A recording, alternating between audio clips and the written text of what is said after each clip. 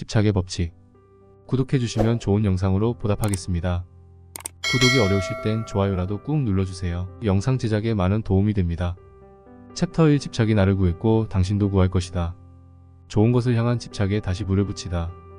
내가 형편없이 망가지기 전 16살의 어머니에게 했던 말이 기억났다. 어른이 되면 부자가 될 거예요. 그럼 돈 때문에 걱정하는 일은 없을 거 아니에요. 그리고 부자가 되면 많은 사람을 도울 거예요. 그 순간 나는 왜 마약이 내게 문제가 되었는지를 깨달았다.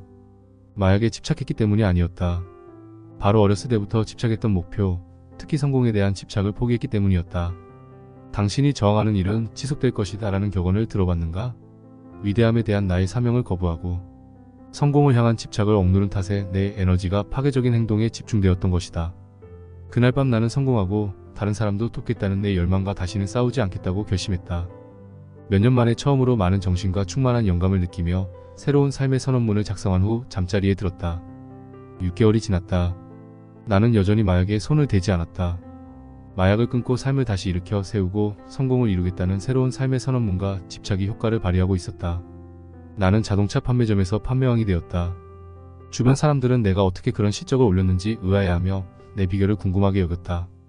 그들은 마약을 끄는 게 비결이라고 생각했다. 틀렸다. 비결은 따로 있었다. 끔찍한 습관에 집착하는 대신 아이였을 때 가졌던 천진함과 에너지를 그대로 되살려 다시 성공에 집착한 것, 이것이 비결이었다. 나는 성공에 대한 집착을 거부하지 않고 온전히 받아들였다.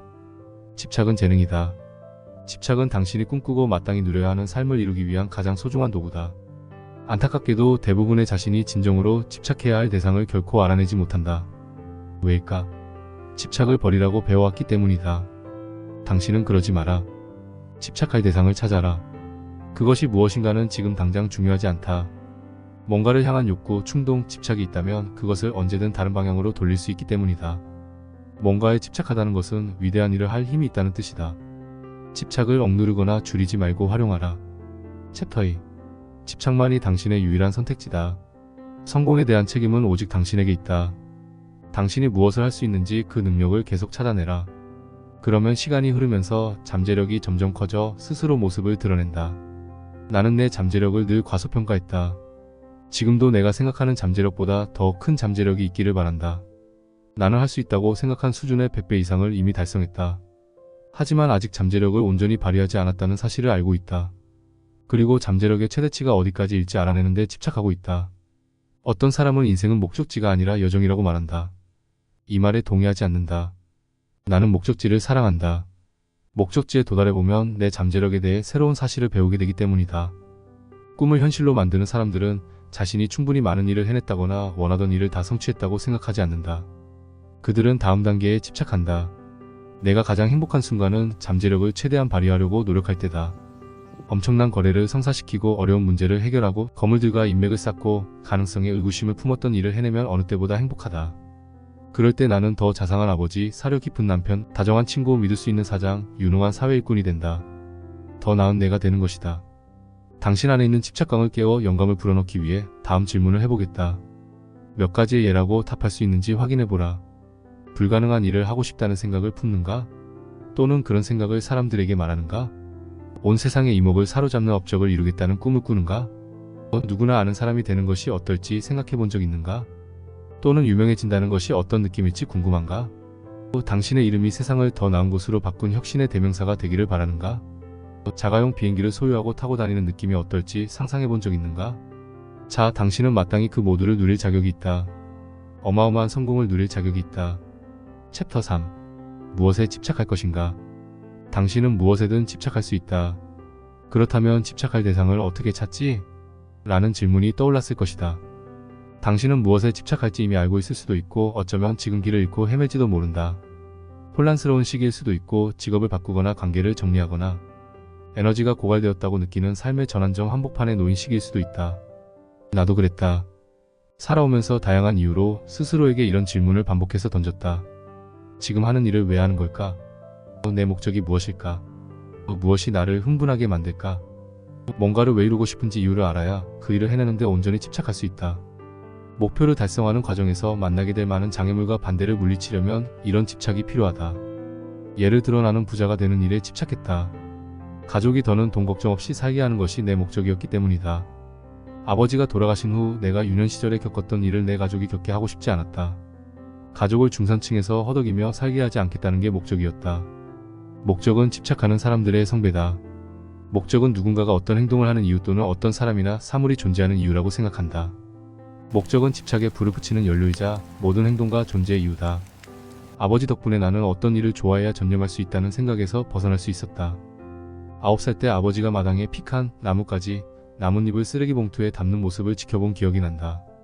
얼마나 조심스럽고 정확하게 주워 담던지 아버지가 그 일을 매우 좋아하는 것처럼 보였다. 나는 아버지에게 물었다. 아빠, 그 일을 좋아해요? 아버지는 대답했다. 자기가 하는 일을 꼭 좋아해야 그 일을 사랑할 수 있는 건 아니란다. 아버지는 가족을 보살피고 부양하기 위해 성공에 집착했다. 탁월한 셀즈맨이 되는 일에 전념했을 때 나는 그 일을 사랑하는 것처럼 행동했다. 성공을 위해 집착하는 데는 일에 대한 사랑이나 열정이 반드시 필요하지는 않다. 중요한 건 당신이 전념할 가치가 있는 집착의 대상이 무엇인지 알아내는 것이다. 목적 찾기 질문을 던져라. 나는 목적이 무엇인지 알아내고 목적에 계속 연료를 공급하기 위해 스스로에게 끊임없이 질문을 던진다. 이런 질문은 마음을 열어주어 수많은 방향으로 생각할 수 있게 해주고 위대한 성취를 이루도록 영감을 주며 내 집착과 관련 있는 기회를 기민하게 포착하게 해준다. 이런 질문에 답할 때 스스로를 의심해서는 안 된다. 처음 떠오르는 생각으로 답하라. 그 생각을 판단하거나 이해하려고 할 필요 없다. 특히 어떻게 그런 생각이 떠올랐는지 고민하지 마라. 답하지 싫으며 그냥 넘어가도 좋다. 그저 스스로에게 질문하라. 그 다음날 같은 시간에 똑같은 질문을 다시 하라. 다음날에도 그 다음날에도 동일한 질문을 다시 하라. 시간이 지나면서 새로운 대답이 나오거나 같은 대답이 계속 반복되는 걸 알게 될 것이다. 그러면 오래전에 깊이 묻어두었던 꿈이 떠오를 수도 있다. 먼저 개인적 관심사 질문하기다. 현재 나를 흥분시키는 것은 무엇인가? 이룰 수만 있다면 무엇이든 할 수 있을 정도로 나를 설레게 하는 일은 무엇인가? 늘 하고 싶던 일 또는 일들은 무엇인가? 다음은 돈에 대한 동기 질문하기다. 돈을 많이 벌기 위해 무엇을 하고 싶은가? 돈이 내 인생에서 아무 의미가 없다면 무엇을 하며 시간을 보내겠는가? 어느 정도의 돈이 내게 안정감을 주는가? 경제적 자유를 얻으려면 어느 정도의 돈이 필요한가? 능력과 재능 관련 질문이다. 다른 사람보다 더 잘할 수 있는 것은 무엇인가? 내가 타고난 몇 가지 능력은 무엇인가? 항상 잘하는 것은 무엇인가? 시간과 재능을 완전히 허비하는 일은 무엇인가? 다른 사람이 나보다 내 능력을 더 많이 인정하는 분야는 무엇인가? 유산 질문하기다. 나는 무엇으로 기억되고 싶은가? 사회에 어떤 기여를 해야 가장 자랑스러울까? 사람들이 나에 대해 어떤 말을 하기를 원하는가? 영감을 주는 사람들 질문하기다. 내가 존경하는 성공한 사람 5명은 누구인가? 내가 존경하는 사람들은 무슨 일을 하고 있는가? 내가 존경하는 사람들의 공통점은 무엇인가? 그들과 나의 공통점은 무엇인가? 라이프 스타일 관련 질문이다. 나를 기분 좋게 해주는 것은 무엇인가? 무엇이 내게 에너지를 주는가? 버려야 할 나쁜 습관은 무엇인가? 길러야 할 좋은 습관은 무엇인가? 무엇을 더 많이 해야 나 자신에 대해 느낌이 더 좋아질까? 끝으로 만약 뭐뭐뭐라면 질문하기다. 만약 책을 쓴다면 무슨 내용의 책일까? 영감을 주는 어떤 교훈을 내 인생에서 끌어낼 수 있을까? 실패할 수 없다는 걸 안다면 무엇을 할 것인가? 탁월한 일 한 가지로 세상에 알려질 수 있다면 그 일이 무엇이었으면 좋겠는가? 인생에 여러 가지 목적이 있듯이 당신은 많은 일에 집착할 수 있다. 하지만 위 질문들을 스스로 해보면 목적을 달성하게 해주는 긍정적 집착이 무엇인지 확인할 수 있다. 이 훈련으로 당신의 목적이 무엇인지 알아내면 앞길을 가로막는 행동, 자기 파괴적이고 집착을 부정하는 사소한 행동을 멈출 수 있다. 긍정적 집착을 갖고 추구하는 목적은 당신의 삶을 완벽하게 해주는 것으로 구성된다. 자신을 끊임없이 재창조하고 리부팅하라. 태어나는 순간부터 죽는 순간까지 우리의 삶은 늘 전환기를 맞는다. 중요한 건 어떤 일을 단순히 시작하고 끝내는 것이 아니다. 삶에서 일어나는 모든 일은 시작과 끝의 중간에 일어난다. 진정으로 살아있고 가장 큰 영향력을 발휘하는 사람은 자신이 성장하고 삶이 변화하고 기회가 오갈 때 집착의 강도를 높여 다시 초점을 맞추는 법을 알고 있다. 물론 도전이 되는 일이지만 목표를 달성하고 상황이 변하면 당신이 누구인지 재정의하고 집착의 불을 재점화해야 한다. 당신은 당신 자신을 계속 창조해 나가야 한다. 항상 새로운 목표 세우기. 이것이 집착과 목적을 연결하는 열쇠다. 어떤 사람이 내게 100만 달러가 있다면 은퇴하고 매일 골프를 치러 다닐 거야 라고 말했다고 가정해보자. 이 사람은 100만 달러를 모아 날마다 5시간씩 골프를 쳐서 핸디캡이 10인 수준급 골퍼가 되고 남은 시간에 TV를 보며 하루를 보낸다. 그런데 그는 자기 삶을 싫어한다. 목표에 도달한 후 새로운 목표 세우기를 중단했기 때문이다. 그 결과 이 사람은 길을 잃고 방황한다. 날마다 목표 적기는 초점을 유지하고 다시 전념하고 리부팅하는 훌륭한 방법이다. 목적지가 끊임없이 바뀌고 있기 때문이다. 또한 이 훈련을 처음 시작한 이후 어느 정도나 발전했는지 파악하고 자신에 대해 더 잘 아는데도 도움이 된다. 내가 적는 목표는 할 일 목록에 들어가는 내용이 아니다. 집착하는 사람들의 목표는 달성 가능한 활동이 아니다. 여기서 말하는 목표는 현재 달성하기 어려운 성공이다. 자신을 끊임없이 전진시키는 일, 강력한 미래를 창조하는 일을 말한다. 오늘 아침 잠에서 깬 나는 침대 옆에 보관하는 노트를 꺼내 이렇게 적었다. 나는 40억 달러의 부동산을 보유하고 있다. 실제로 현재 나는 약 4억 달러의 부동산을 보유하고 있다. 따라서 내가 적은 수치는 현재 가지고 있는 부동산 가치의 10배다. 이 목표를 달성하려면 아직 멀게 느껴진다. 솔직히 달성하기 어려워 보일 정도로 차이가 크다. 하지만 날마다 이렇게 적는다. 그리고 과거나 현재 시제로 적는다. 여기서 전제는 정신은 모든 것을 현실로 받아들인다는 것이다. 그래서 목표를 현재 시제로 적으면 내 잠재의식은 이것을 현실로 인식한다. 20년 전 매일 의식처럼 목표 적기를 시작했을 때 이런 목표를 적었다. 나는 20채 이상의 아파트를 보유하고 있다. 당시 나는 아파트가 한 채도 없었다.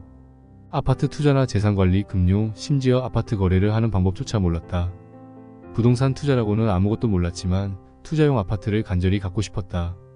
하지만 이 목표를 수년 동안 날마다 적었다.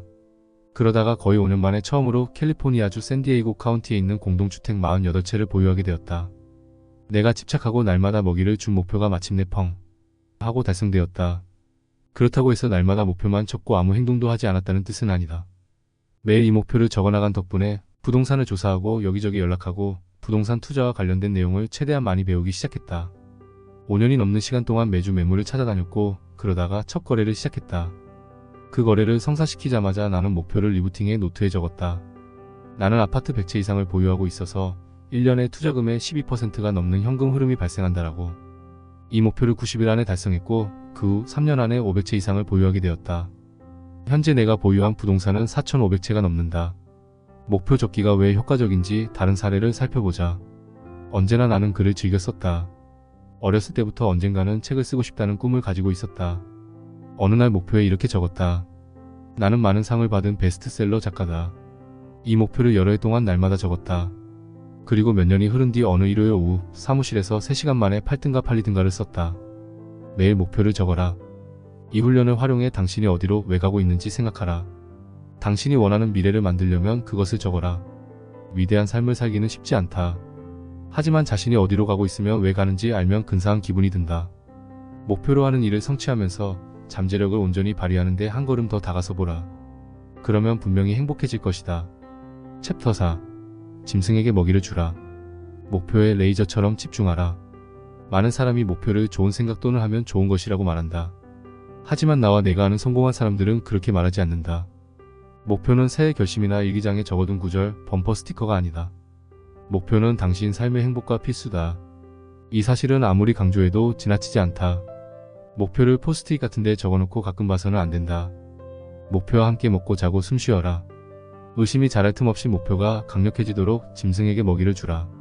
목표에서 초점을 돌리거나 눈을 떼는 순간 당신은 마음과 세상의 온갖 소음에 휩싸여 길을 잃고 말 것이다. 목표에 초점을 맞춘 채 잠들고 일어나라. 목표를 매일 아침 적고 매일 밤 읽어라. 목표가 당신의 일부가 될 때까지 그렇게 하라. 목표와 하나가 되면 주변의 모든 것이 목표를 이루게 해줄 수단으로 보일 것이다. 이 훈련을 그만두는 순간 목적 없이 반복되는 일의 굴레에 빠지고 만다.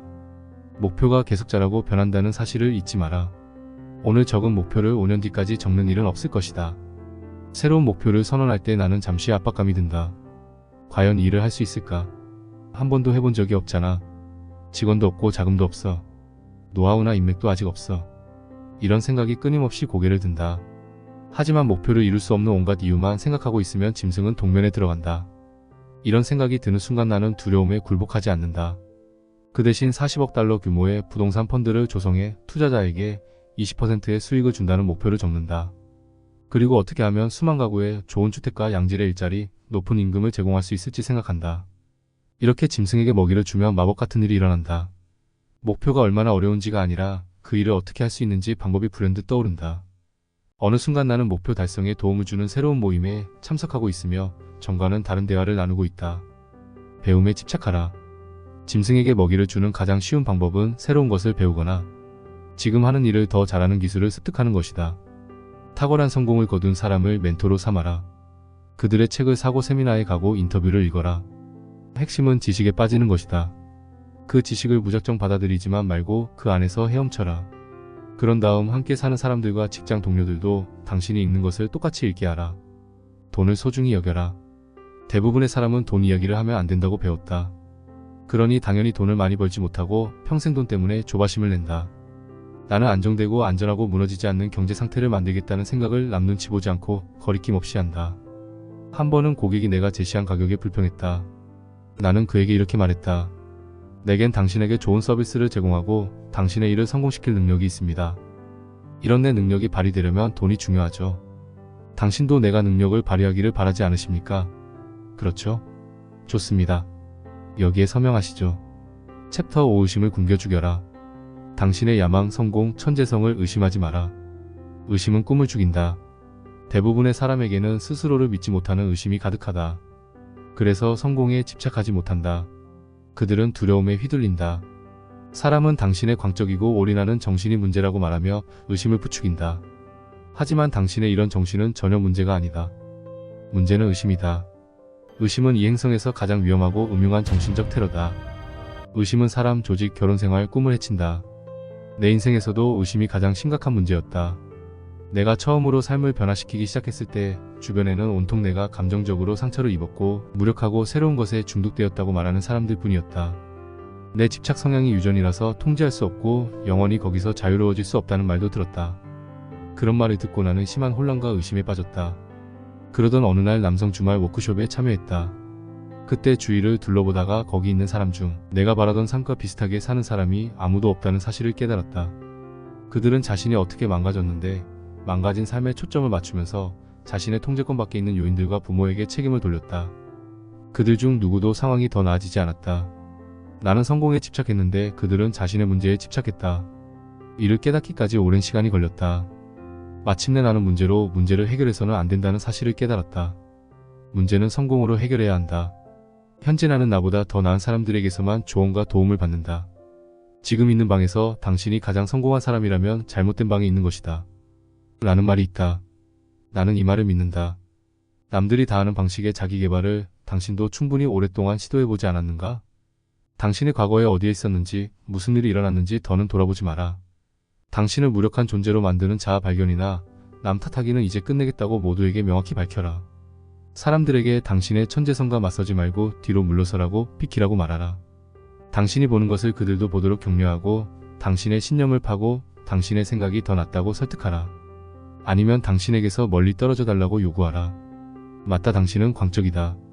불가능한 사명을 품고 있고 당신이 하고자 하는 일을 누구도 해낸 적 없다는 것도 맞다. 하지만 이런 조건 중 어느 것도 의심이 원인이 되지 않는다. 결단력 있게 행동하고 올인하라. 집착의 법칙. 여러분의 구독과 좋아요는 정말 큰 힘이 됩니다. 40번째 생일 직전에 나는 사람들이 번아웃이라고 말하는 상태를 경험하기 시작했다. 나는 현 상황을 점검해 보기로 했다. 번아웃에 빠지지 않고 내가 하는 일을 사랑하고 다시 집착하려면 무엇을 해야 하는지 알아봐야 했다. 종이 한 장을 꺼내 앉아서 내 인생을 상세하게 검토했다. 내 인생의 목적은 무엇이고 현재 나는 무엇을 하고 있는가?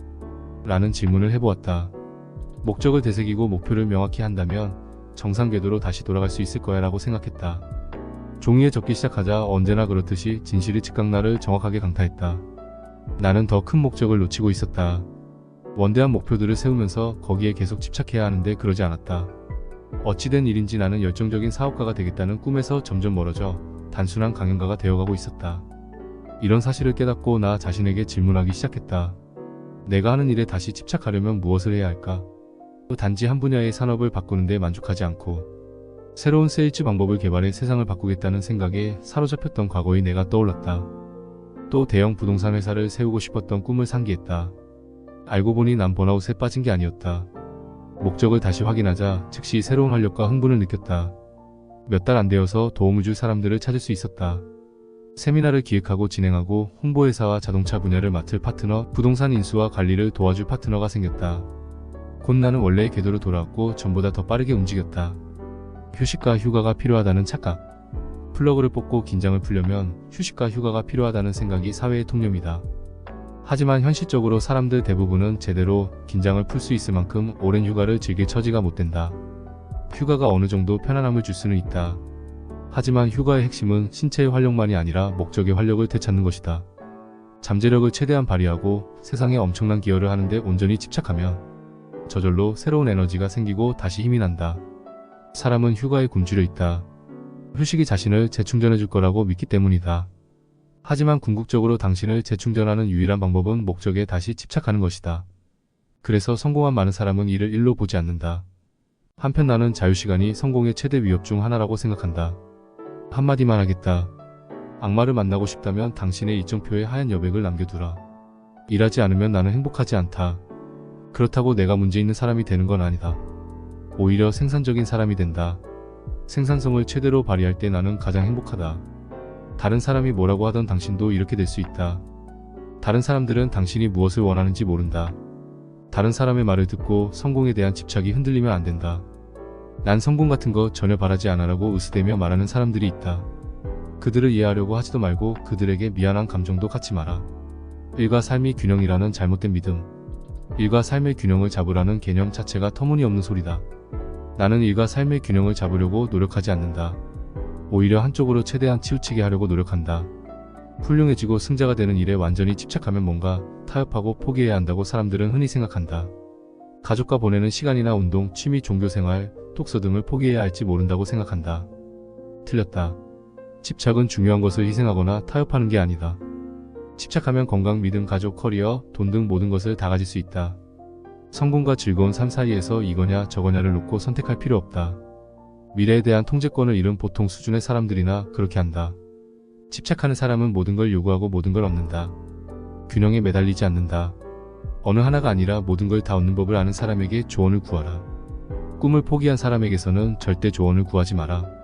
일과 삶의 균형을 찾으라고 조언하는 사람들은 특별한 삶을 누린다는 것이 무엇인지 전혀 모른다. 그들은 유산을 남기거나 세상을 바꾸려는 시도를 하지 않는다. 그들은 자랑스럽게 떠벌리고 다닌다. 그런 거 다 필요 없어요. 평범하게 사는 게 행복해요. 행복해지기만 하면 돼요.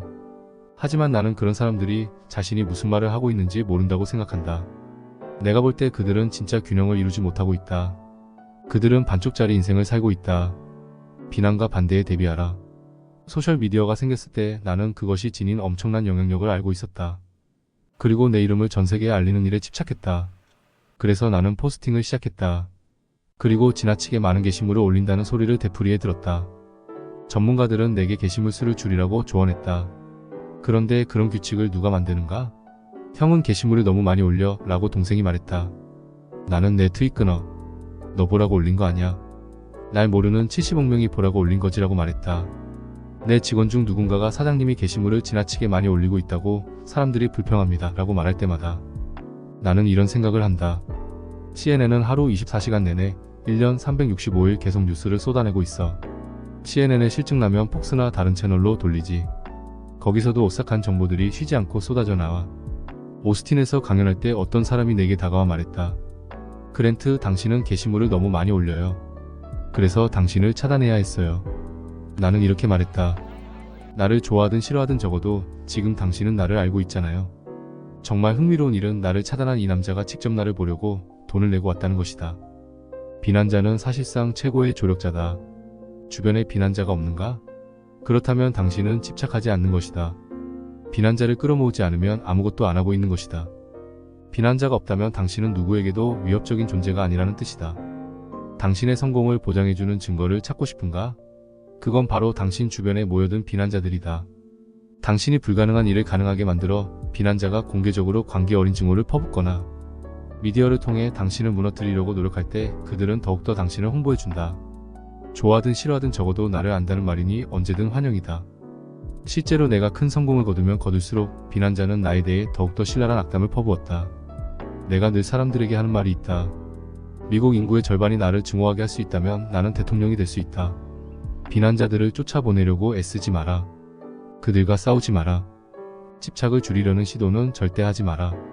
그들의 부정적인 말을 집착의 연료로 삼아라. 챕터 6. 이기려면 지배하라. 당신 자신을 지배하라. 사람들 대부분은 지배의 의미를 오해한다.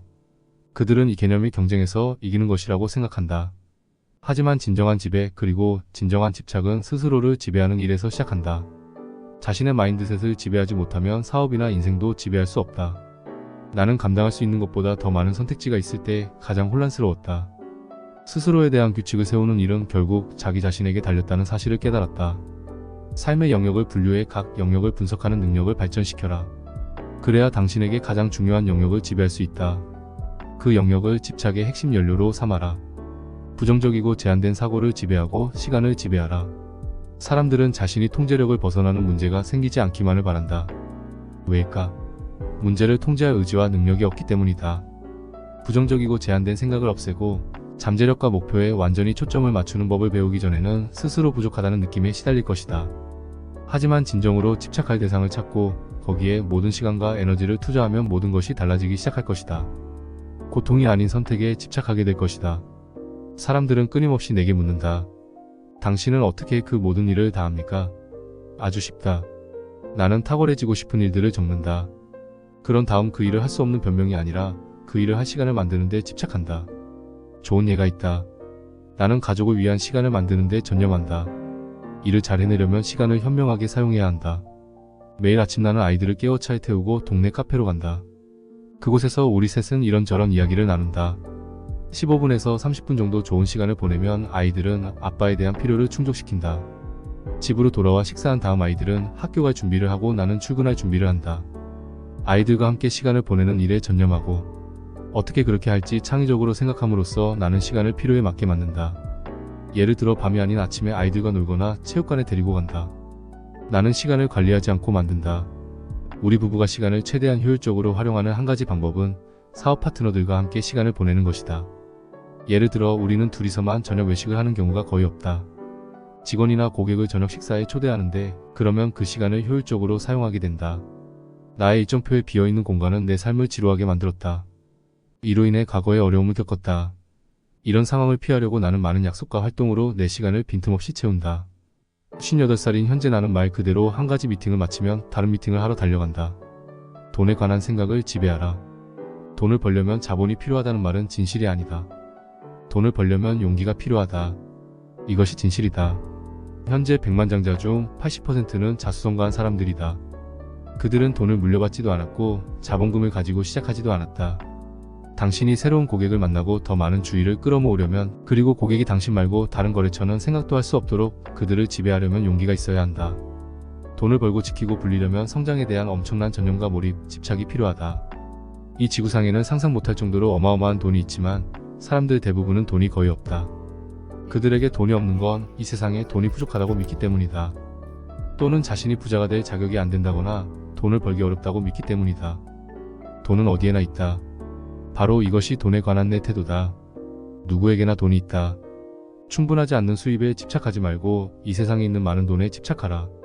당신이 제공하는 것이 필요한 사람을 만나는 일에 초점을 맞추어라. 당신의 브랜드를 지배하라. 내가 처음 소셜미디어를 사용하기 시작했을 때 어떤 사람이 내게 물었다.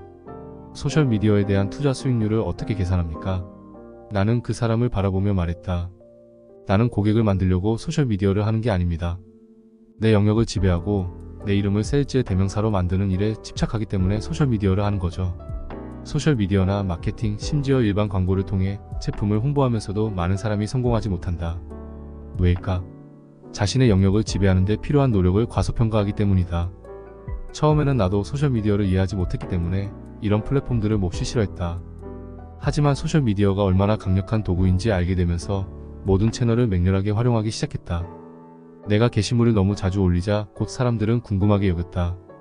카돈이 그 일을 어떻게 할까? 그의 회사 규모가 얼마나 크지?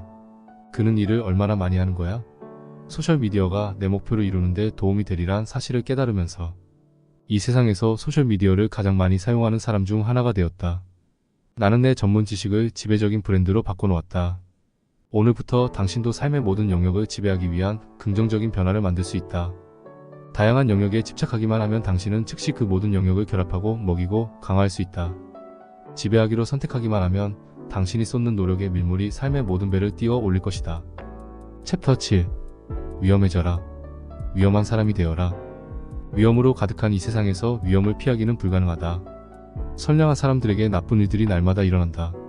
조심하면서 위험을 피하려고 애쓰면 실제로는 위험 속에서 살아가게 된다. 푼돈을 벌고 싶다면 위험을 피해도 좋다. 하지만 위험을 감수하는 것만이 위험을 줄이는 유일한 방법이다. 당신 영역에서 가장 위험한 사람이 되는 일에 집착해야 안전하다. 이것이 당신의 안전을 보장하는 유일한 방법이다. 위험한 사람이 아니라면 당신은 누구에게도 위협이 되지 않는다. 그래서 경쟁자, 고객, 거래처, 직원, 배우자, 심지어 자녀까지 당신을 함부로 대할 것이다. 더는 웅크린 채 두려움에 휩싸여 소심하고 말 잘 듣는 사람으로 살아가지 마라. 당신이 언제나 위험한 사람이 되는 몇 가지 방법을 소개하겠다. 1. 끊임없이 새로운 사람을 만나라. 어디에 살고 있든 반드시 새로운 사람을 계속 만나야 한다. 인터넷에서든 직접 만나서든 전화로든 컨퍼런스에서든 멘토를 통해서든 새롭고 더 영향력 있고 더 똑똑한 사람을 끊임없이 만나라. 그러지 않으면 정말로 자신을 위험에 빠뜨리고 만다. 인기가 없어도 괜찮다. 당신은 누구나 좋아하는 아저씨처럼 보일 수 있지만 당신의 영역에서는 가장 무서운 사람이어야 한다. 모두에게 친절하고 공손하고 예의 바르게 행동하는 건 좋은 일이다. 하지만 성공은 인기 투표가 아니라는 사실을 기억하라. 최근 나는 조지아주 서베너에서 3,200만 달러 규모의 대형 부동산 거래에 참여했다. 모든 당사자가 가격에 동의하면서 거래가 진전되고 있었다. 하지만 실사가 끝나갈 무렵 나는 이익을 극대화하려면 가격을 재협상해야 한다고 생각했다. 다들 당혹스러워하리라는 게 예상되었다. 나는 거래 관계자들과 무척 긴장감이 도는 통화를 했다. 몇 분 정도 대화를 나누다가 대리인이 내게 물었다. 당신이 생각하는 합리적인 금액은 얼마입니까? 나는 그에게 다시 전화를 걸어 말했다. 2,920만 달러요. 이후 3주간 서로 욕하고 소송을 걸겠다고 협박하며 적대감과 불확실성의 시간을 보냈다. 하지만 마침내 2,920만 달러로 거래가 마무리되었고 나는 280만 달러를 절약했다. 아내가 내게 말했다. 어떻게 거래를 그런 식으로 해? 모두가 당신을 싫어할 거야. 나는 이렇게 답했다. 내가 스스로를 하찮게 생각하는 것보다 차라리 남들에게 무시당하는 게 나아. 착한 남자인 척하며 나 자신과 내 사업, 내 미래 그리고 당신을 위험에 빠뜨리느니 중개인과 대리인, 판매자에게 나쁜 사람이라는 소리를 듣겠어. 나는 사람들과 사이좋게 지내려고 거래를 할 생각이 없다. 나는 훌륭한 거래를 할 의무가 있다. 그래서 더 중요한 우선순위는 절대 타협하지 않고 위험해지기를 마다하지 않는다. 거래는 기술이다. 나는 거래 협상을 주제로 책 한 권을 쓸 수 있다. 하지만 내가 넘지 않는 선이 있다. 간단하다. 스스로 납득할 수 없는 요구는 하지 않는다. 내가 당하기 싫은 일이나 상대방이 납득하지 못하는 일은 요구하지 않음으로써 선을 넘지 않는다. 하지만 내가 상대방이어도 납득할 만한 건 밀어붙인다. 거래에서 내 주장을 관철하기 위해 열심히 밀어붙인다. 280만 달러를 벌려면 무엇이 필요한지 나는 안다. 그리고 내 행동의 이유가 타당하기만 하면 3주간의 감정적 위험과 비난은 기꺼이 감수하겠다. 그래야 수년간의 경제적 위험을 피할 수 있으니까. 3. 투자 리스크를 감수하라. 성장하려면 뭔가를 버릴 리스크를 기꺼이 감수해야 한다. 모든 투자가 눈에 보이는 수익을 안겨주지는 않는다는 것을 알고 투자하라. 나는 광고, 마케팅 캠페인, 브랜드 캠페인, 소셜미디어 포스팅에 돈을 투자했지만 그중 어느 것도 후회되는 지출은 없다. 당신은 항상 더 많이 노출되어야 한다. 나는 투자를 멈추거나 이런 그 투자에서는 수익을 올리지 못했어라고 후회하지 않는다. 투자 수익을 입에 올리는 것은 투자하지 않을 구실을 만들고 싶어서 스스로에게 하는 거짓말이다. 이것은 투자하지 않는 행동을 정당화하려는 것이다. 매출 증대에 초점을 맞추면서 투자하고 또 투자해야 한다. 충분한 돈을 벌고 충분한 자금을 조달하고 충분한 돈을 빌려서 사업을 확장해야 한다. 특히 새 사업에 착수했다면 이윤을 많이 남기려고 하기보다 재투자할 수 있는 총수입을 늘리는 데 초점을 맞추는 게 중요하다. 매출 증대가 최우선순위여야 한다. 저축 먼저라는 전통적인 생각을 뒤집고 얼마나 많은 돈을 재투자할 수 있는지에 집착하기 시작하면 마법 같은 일이 벌어진다. 당신은 나가서 사업을 번창시킬 새로운 방법을 생각해내고 창조할 수밖에 없게 된다. 그리고 새로운 수익을 창출하기 위해 새로운 시장을 정복하기 시작한다. 오늘날에는 돈을 벌려면 패장과 용기가 필요하다. 당신 자신에게 투자하기를 주저하는가? 그렇다면 고객이 당신에게 투자하기를 기대하지 마라. 리스크를 감수하고 시장에 돈을 투자하라. 훨씬 더 많은 돈을 벌기 위해 번 돈을 시장에 재투자하라. 그러면 엄청난 수준으로 날아오르는 성공을 맛볼 것이다. 엄청나게 성공한 사람처럼 행동하라. 나는 공간과 무대, 인터뷰를 내 것으로 만들겠다고 결심한다. 내가 무엇을 알고 있는지, 무엇을 제공하고 얻을 수 있는지 판단하고 거기에 죽기 살기로 매달린다. 다시 말해 나는 자신이 무엇을 하는지 잘 아는 사람, 엄청난 성공을 거둔 사람처럼 행동한다. 심지어 아직 아니더라도 그런 것처럼 연기한다. 내가 누구에게나 무엇이든 팔 수 있다는 걸 아는 것처럼 말하고 행동한다. 나는 배우인 아내에게 이렇게 말한다. 나는 사업가 연기를 하는 진정한 배우야. 두려움은 멋진 선물이다. 두려움은 가만히 있으라는 신호가 아니다. 행동해야 한다는 신호다. 내 커리어의 대부분은 두려운 일들이었다. 새로운 분야, 낯선 분야, 모르는 사람에게 접근하는 일은 두려웠다. 새로 접근하는 분야에서 나는 거물이 아니었고 나를 아는 사람이 아무도 없었다. 하지만 이런 두려움을 뚫고 지나가면서 나는 오랜만에 다시 살아난 기분이 들었다. 최선을 다할 때는 언제나 그런 기분이 든다. 행동하고 있고 적극적으로 다가가고 새로운 사람을 만나고 새로운 것을 배울 때 나는 살아있는 기분이 든다. 당신도 이러한 일들을 자주 한다면 두려움을 힘과 자신감으로 바꿀 수 있을 것이다. 두려움이 저절로 사라질 거라고는 기대하지 마라. 없애려고 노력하지도 마라. 두려움을 활용하라. 챕터 8. 세일즈에 집착하라. 세일즈는 신이다.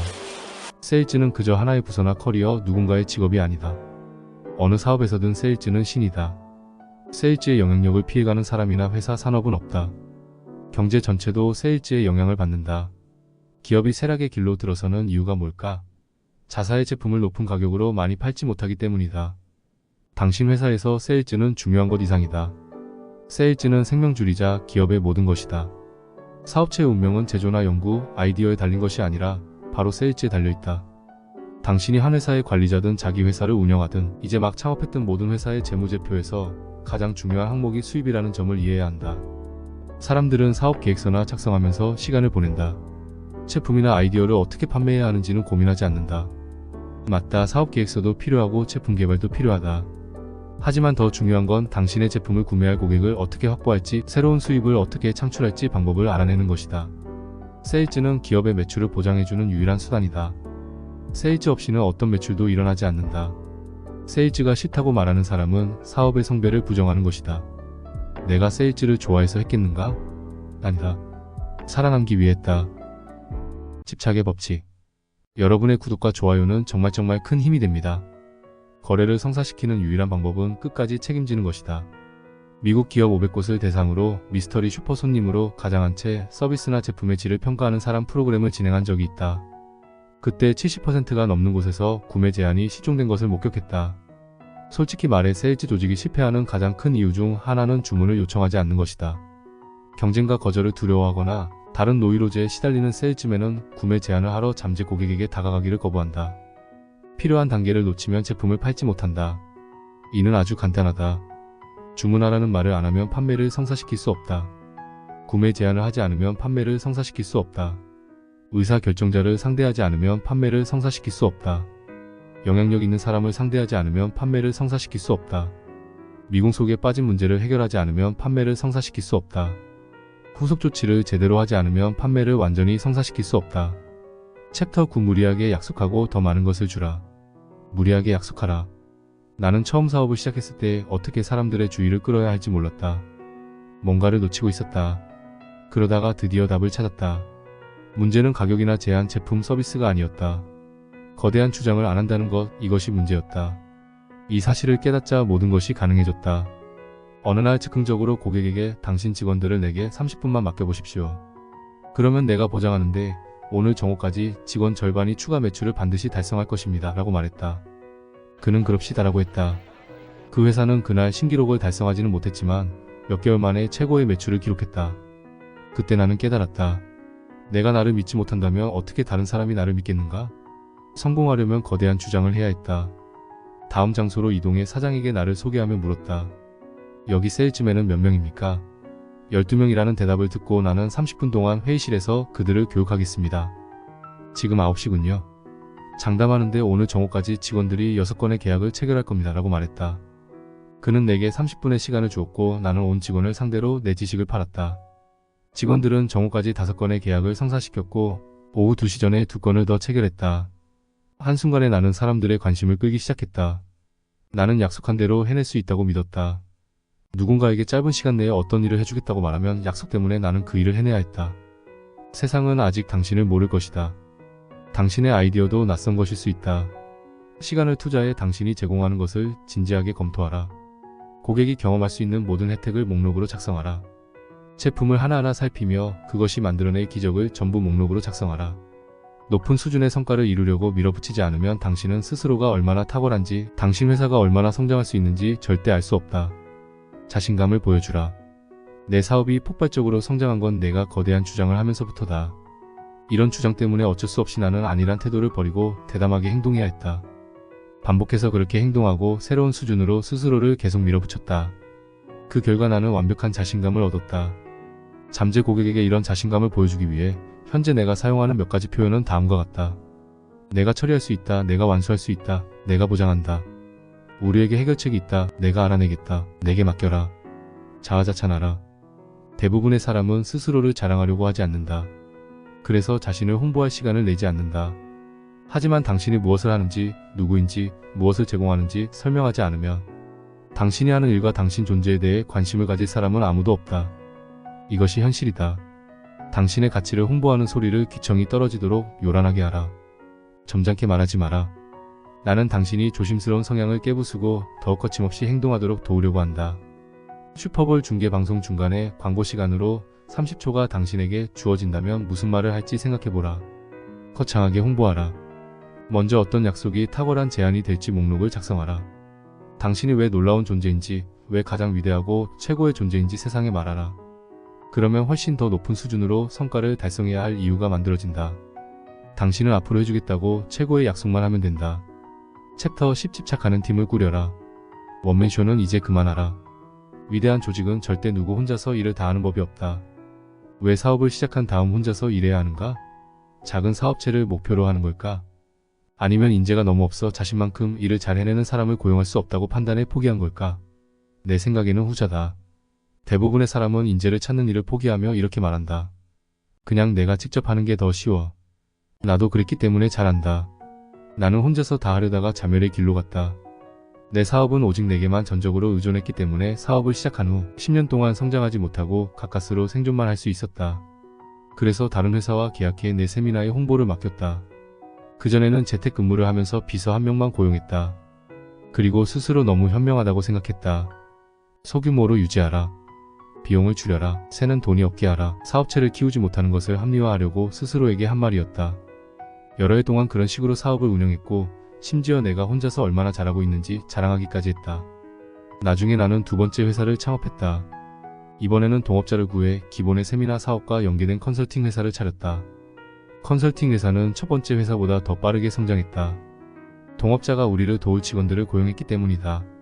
하지만 그때도 나는 다른 사람들을 고용하는데 거부감이 있었다. 직원들을 관리하면서 골치가 지끈거리고 비용이 나가는 게 싫었기 때문이다. 직원이 없었을 때 내 수익은 매우 높았다. 하지만 회사 총 매출을 증가시키려면 나 혼자 다 할 수 있다는 생각을 버려야 했다. 그 이후 나는 내 관심과 노력을 모두 어디에 쏟았어야 했는지 알게 되었다. 한 사람의 노력만으로, 그리고 계약한 홍보회사의 도움만으로는 회사를 확장시키는 데 한계가 있었다. 많은 강연가나 비즈니스 전문가가 직접 회사를 운영하면서 혼자 북치고 장구치고 다 한다. 이는 다른 사람에게는 사업을 성장시키는 방법에 대해 조언하면서 정작 그들 자신의 사업은 성장시키지 못한다는 말이다.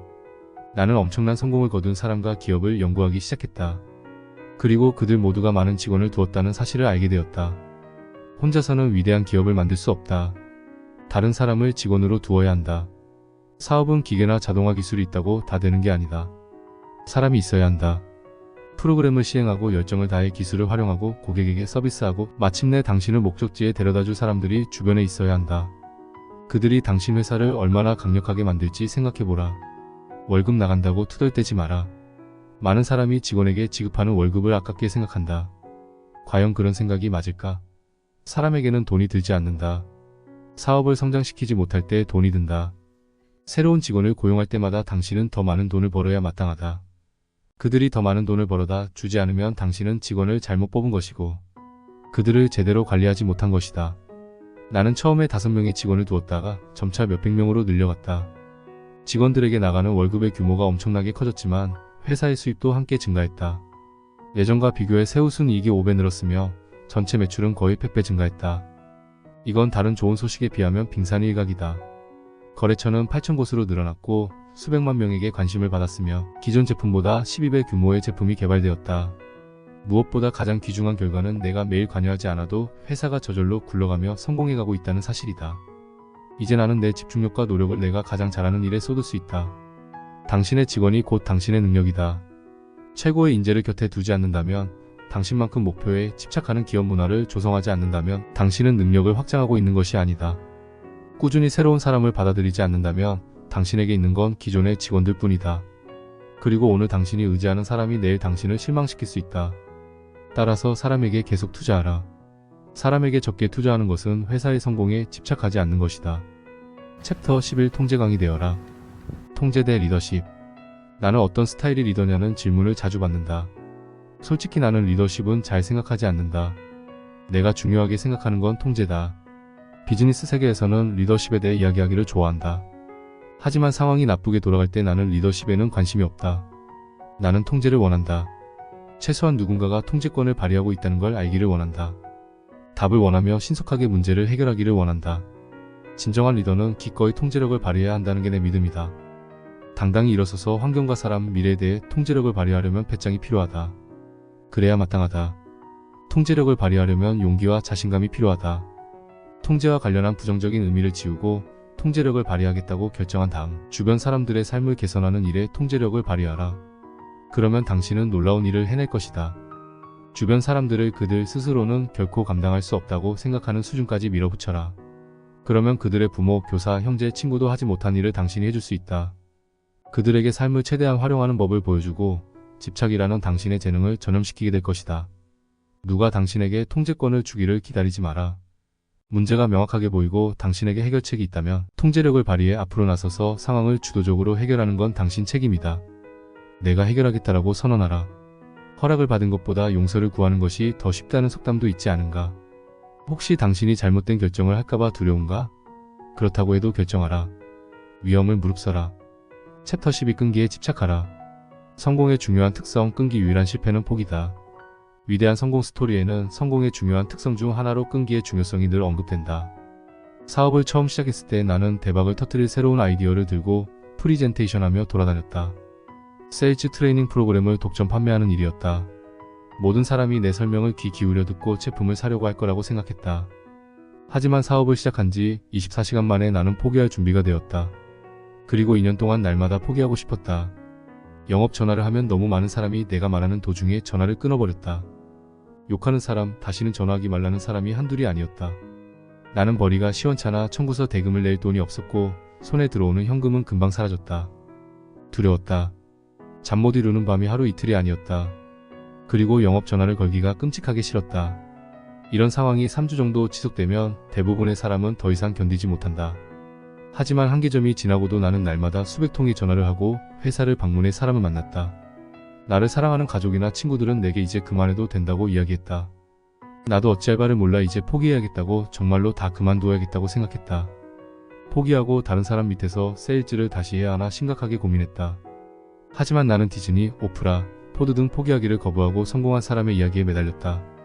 집착하는 사람은 포기를 거부한다. 엄청난 성공을 거둔 사람은 그저 실패를 극복만 한 게 아니다. 그들은 실패를 끈기의 연료로 사용했다. 실패에도 불구하고 끈질기게 집착한 그들의 능력으로부터 나는 동기부여를 받았다. 성공과 실패의 차이는 무엇일까? 성공한 사람들은 남들이 기권하고 경기장을 떠날 때도 계속 경기장에 남아있다. 프로 스포츠 시합에서 마지막 순간에 승부를 뒤집어 승리를 쟁취하는 일이 얼마나 많은지 아는가? 그들은 포기하는 법이 없다. 무슨 일이 있어도 끝까지 해내려면 동기가 필요하다. 지금 당장 그런 동기가 없더라도 걱정하지 마라. 동기는 발전시킬 수 있다. 끈기 근육을 훈련하는 몇 가지 방법을 소개하겠다. 1. 모든 임무를 완수하라. 시작한 일은 반드시 끝내라. 공적인 삶이나 사적인 삶에서 미완성 프로젝트를 더는 미루지 마라. 2. 난관에 부딪힐 때 장애물에 초점을 맞추지 마라. 다시 도전해볼 창조적인 방법을 찾아라. 3. 다른 사람이 포기할 것임을 예상하라. 당신은 처음부터 끝까지 끈기 있게 도전하겠지만 주변 사람들은 포기할 것이다. 그들은 당신도 똑같이 포기하라고 설득하려 할 테니 거기에 대비하라. 4. 어제의 성공을 오늘의 끈기의 연료로 삼아라. 과거의 성공에 안주하지 마라. 다음에 이룰 성공, 그 다음에 이룰 더 큰 성공에 집중하라. 5. 이자나 수입을 창출하는 활동에서 바쁘게 일하라. 또는 당신이 전진하는 데 도움이 되는 일을 배우거나 하며 바쁘게 지내라. 구르는 돌에는 이끼가 끼지 않는 법이다. 기적이 일어날 때까지 끈질기게 인내하라. 대부분의 사람은 기적이 일어나기 직전에 포기한다. 모든 한계를 넘어섰다고 생각한 다음 한 번 더 그 한계를 넘어설 때 기적이 일어난다. 그럴 때 상황은 순식간에 뒤바뀐다. 완전히 집착하는 사람은 도저히 버틸 수 없는 상황에서도 끈질기게 버틴다. 끈기를 강력한 무기, 위대한 자산으로 발전시키는 일에 집착하라. 아무리 가혹한 역경과 불가능이 가득한 시기에도 계속 앞으로 나아간다면 성공이 보장되기 때문이다. 완벽주의에 속지 마라. 완벽주의는 시작하지도 않고 끈기도 없는 사람을 위한 허황된 말에 불과하다. 어떻게든 시장에 들어가야 한다. 처음부터 잘할 수는 없다. 그러니 끈기를 발휘하라. 그러면 결국에는 성공하게 될 것이다. 때로는 최고의 방법을 찾는 데까지 시간이 걸린다. 따라서 당신이 무슨 일을 하든 그 일을 반복해서 수행하라. 그러면 그 일을 제대로 하게 될 것이다. 노력의 양과 빈도가 천재성을 키운다. 어떤 일을 수천 번 하고 나서도 그 일을 하는 방법을 계속 바꾸게 된다. 어떤 일을 하면 할수록 그 일을 더 잘 이해하게 되면서 더 잘하는 방법을 찾아내기 때문이다. 영원히 죽지 않는 불사신이 되라. 끈기는 전설 위인 천재의 특성이다. 그들은 보통 사람이 포기할 때 포기하지 않았기 때문에 미쳤다는 소리를 들었다. 다른 사람이 포기할 때 당신은 결과에 상관없이 오랫동안 끈기 있게 계속 시도한다면 당신의 능력, 자신감, 창조성, 천재성은 저절로 빛이 날 것이다. 온갖 역경에도 불구하고 회복 탄력성을 키워 강해지는 법을 배우기 때문이다. 끈기를 발휘할 때마다 당신에게는 또 하나의 스토리가 생긴다. 당신이라는 존재에 대한 스토리, 즉 당신이 어떻게 잠재력을 온전히 펼치는 일에 가까이 다가갔는지에 대한 스토리가 하나씩 늘어난다. 어려운 상황에 빠지게 된다면 미래에 얼마나 귀중하고 가치 있는 스토리가 쌓여 있을지 기억하라. 챕터 13 영원히 집착하라. 집착의 궁극적인 연료. 집착의 궁극적인 연료는 당신이 살아가는 동안 내내 변화하고 성숙하는 삶의 목적이다. 기억하라. 무엇에 집착해야 하는지 명확히 알 때 다음의 일들이 반드시 실현된다. 1. 당신과 다른 사람의 삶의 결과가 더 좋아진다. 2. 당신의 잠재력을 더 많이 발휘하는 방향으로 행동하게 된다. 이제 이야기를 마치면서 당신의 삶과 일에서 집착을 계속 유지하는 최종 비결 몇 가지를 알려주고 싶다. 집착의 비결 1. 새로운 사람들을 만나라. 나보다 더 큰 성공을 한 사람들과 함께하는 일, 그리고 새로운 사람을 만나는 일보다 내게 더 큰 영감을 주는 일은 없다. 새로운 친구나 인맥을 만들 때 모든 인간관계는 반드시 위로 확장해야 한다. 오래 사귄 항상 똑같은 사람들, 그리고 늘 듣던 이야기를 지겨워하는 사람이 나만은 분명 아닐 것이다. 집착의 비결 2. 최고의 휴가를 즐겨라. 당신은 내가 어떤 휴가도 안 된다고 완강히 반대할 거라고 생각할 수 있다. 하지만 그렇지 않다. 휴가를 가려면 제대로 가서 지나칠 정도로 즐겨라.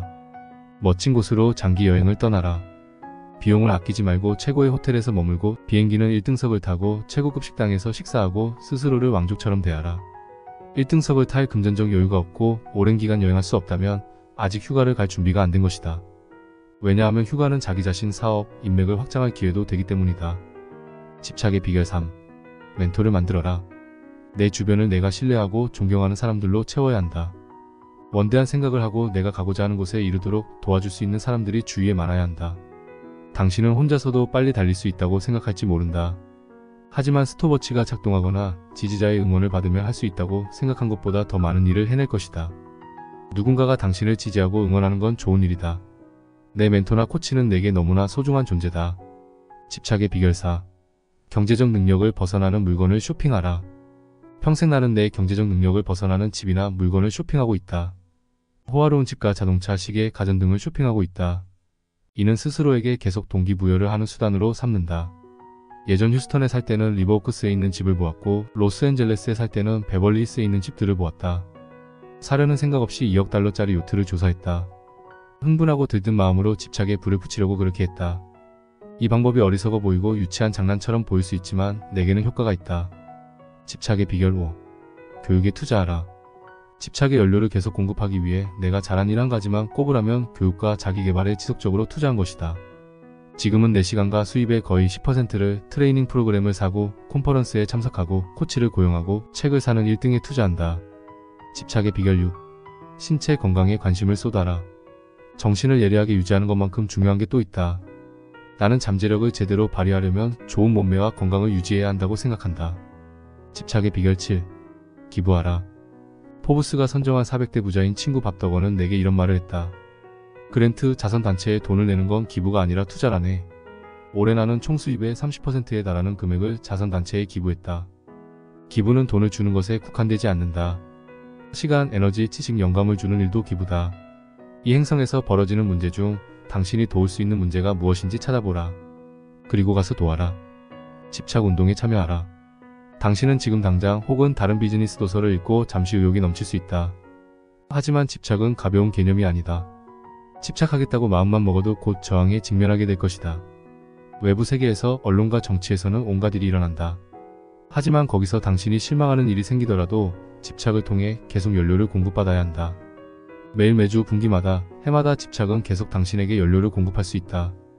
당신의 가족, 동료, 고객 등 주변 사람들도 당신과 같은 생각을 하게 하라.